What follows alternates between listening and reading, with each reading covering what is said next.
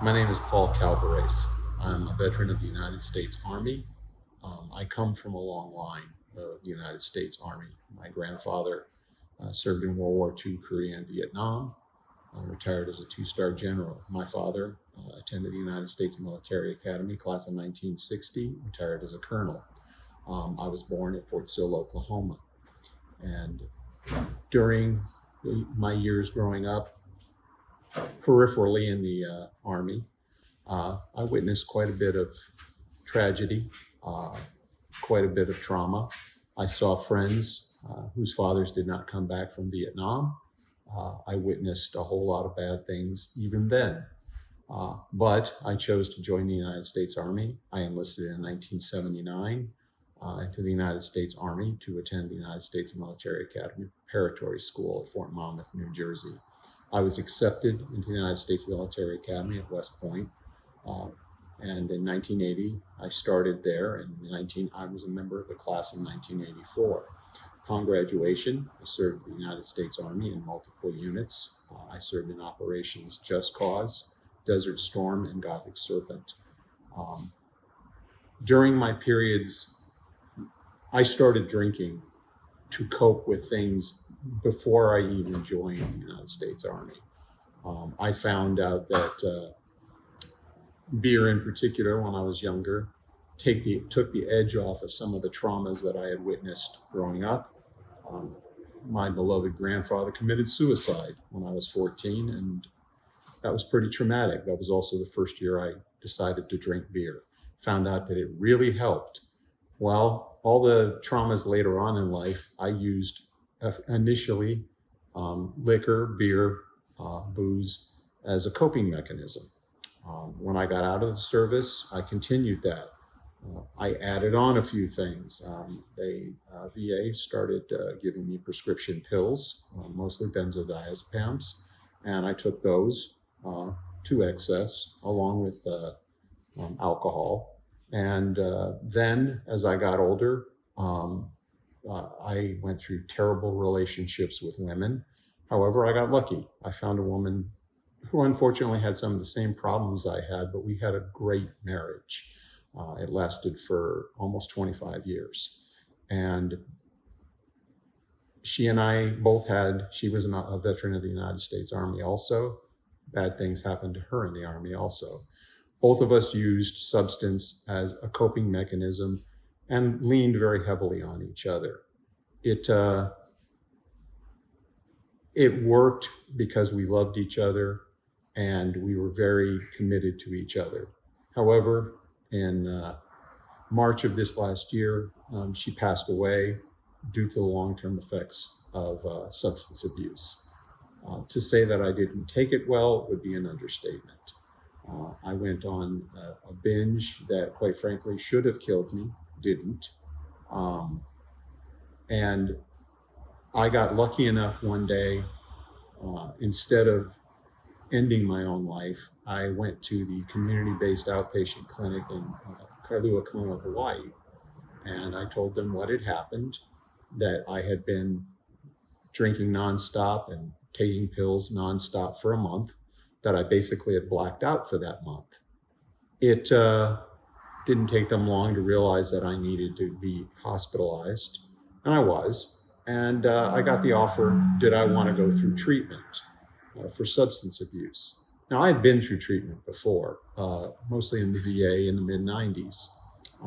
Obviously, it didn't take, although I had periods where I did not drink or use. But this past time was a little bit different. I was suffering from the loss of my wife, and I was in an extremely depressed state. I was offered a chance to come to a different kind of outpatient or inpatient treatment program. Hawaiian Island Recovery had started accepting veterans that the VA had sponsored. They asked me if I'd like to come.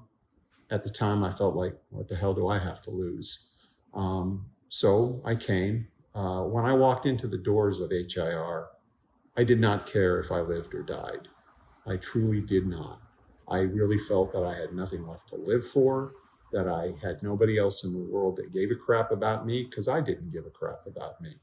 It was one of those situations where I really had nothing to lose by coming, but I really didn't think I had much to gain. And when I got here, I recognized that it was a little bit different. It seemed more comfortable than other places I had been to, but I just assumed that it was going to be like every other uh, inpatient treatment program that I'd been through before. Uh, Rather boilerplate, to be honest. However, from the moment I came in, I noticed something different about this particular treatment program. I had never seen as much empathy in my entire life in a setting such as this. I truly felt the people cared. And because I felt they cared, I sort of began to care, which for me at the time, I guess you could say was gave a little bit of spark of life to my ideal of potentially trying to get sober, stay sober, and work through some of the trauma issues that I had not worked through. It came to my attention just by watching people that other people, not necessarily with my background, but from other backgrounds who had suffered trauma similar to mine, losses, assaults, sexual assaults, many traumatic things, were telling me that they were feeling different about this place. Many of them had been through previous treatment programs themselves. And I felt, oh, maybe it'll help me. I can't think of any reason not to give it a try. I can honestly say that when I walked through the doors of HIR, like I said before, I did not care whether I lived or died. If you had told me on the 26th of April, 2022, that in 5 months that I'd be sober, let alone alive, and had moved back into the house where my wife had died, I would have said, you need to be on a psych ward with me. Well, I can honestly say those things have occurred. It has been 5 months. I have remained sober since the 26th of April. I have not committed suicide, and I have moved back into my home. And I honestly believe that without Hawaiian Island Recovery, none of those things would have happened. The people here gave me hope. That is something that I did not have when I walked in the doors. I did not have any hope. I had no feelings of any future in my life. I just didn't have it. The period of time that I spent as an inpatient here was just the beginning. The people here have kept up with me. They have actually shown that they truly care about me. And I had never quite seen anything like that before. They talk in the 12-step program about experience, strength, and help and hope. Hope is a huge deal. The experience of the people here, I found out, most of them were actually people that had gone through this program, and they were happy people. They loved their lives. They liked life in recovery. Their lives had gotten better, not just by not using, but by living. And I just came in here thinking, well, if I just don't drink or use, my life will get better. No, there are a whole lot of other things that are involved in that.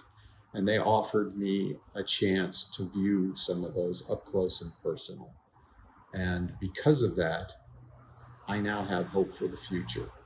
And I have seen it among other people.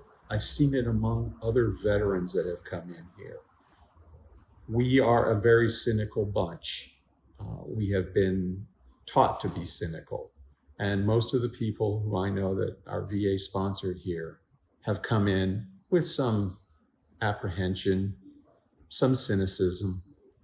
And since I can honestly tell them that this place is different, it is different from anything that I have gone through before, I hope, it is my fervent hope, that the VA will continue to send patients who have all the same problems that I have, all the same issues, and their own personal issues that have nothing to do with their service in the military.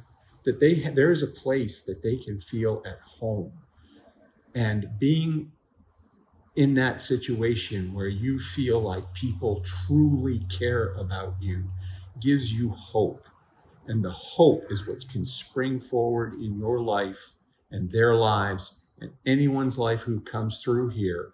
Because if they have hope, they can succeed. I now believe that I can succeed.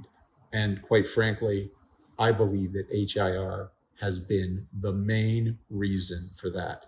And not just the institution itself, the people here are different and they care. I'm not saying that the VA doesn't care, because they sent people here, which means they must have a hope for that people will get better. Well, I can honestly tell you, I've gotten better. I'm not cured by any stretch of the imagination, but my life has improved. I actually feel that my future has limitless possibilities. And with those possibilities, I can go forward and give something back, which is at this moment in my life, something that I deem essential. The tools that I got here have helped me already start giving back to the community I care about the most, and that's my fellow veterans. And because of that, I can wholeheartedly endorse this program here, because it's just different. It is sometimes difficult to describe, but once you've gone through it, you understand that the experience, the strength, and the hope that these people show you rubs off. It does. And because it rubs off, you feel like there's a future. And God only knows. A future sometimes doesn't look all that bright when you're sitting there in a hospital room detoxing from drugs or alcohol, and your world has gone completely upside down. You feel you have nothing left to live for. And a place like this can give you that hope. It has given it to me, and I am going to be forever grateful to them for what they have offered me and for the future that I now believe exists for me.